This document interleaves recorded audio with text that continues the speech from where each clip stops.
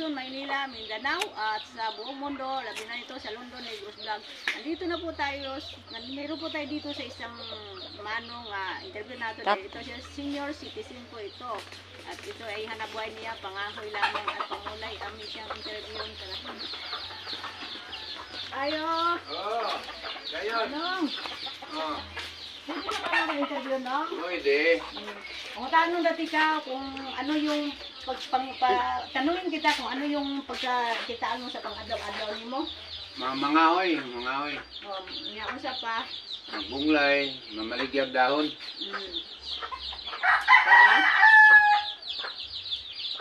Pagbulag ba para unsa para Makataon. makakaon. Makapalit og isa. Sagunsa ka ng mga gamit. Tambal, diya. Oo, ay naaday kay bintinan sa tambal sa. So ang anak buhay ni Manong Nestor ay isa lamang ito ay namumunlay, mga hoy.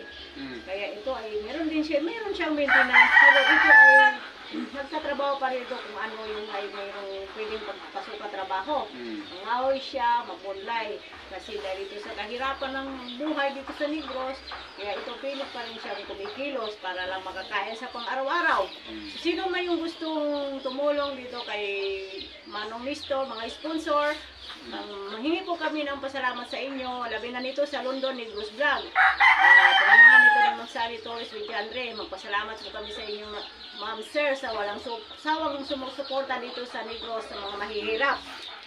Kaya magpasalamat kami na malagi ko sa inyong mga blessing na dumating na hindi kayo nagsasawang sumusuporta. Thank you po so much sa inyong pagbigay ng tulong dito sa Negros. Ilabi na nito kay Manong Nestor. At dito siya ay mahirap lamang talaga. Meron siyang maintenance ng gamot. Kung mayroon dumating sa iyong grasya, ano sasabihin mo? Ano sa'yo maistorya sa mga sponsor? Ay, salamat. Salamat ka, oh. Mahirap yung gitagaan. Pusgay mo tingin mo. Okay. Sige. Salamat ko sa manghatag. Oh. Tanan nilang gihatag na ako. Salamat. Kung maabot man yung grasya na yan.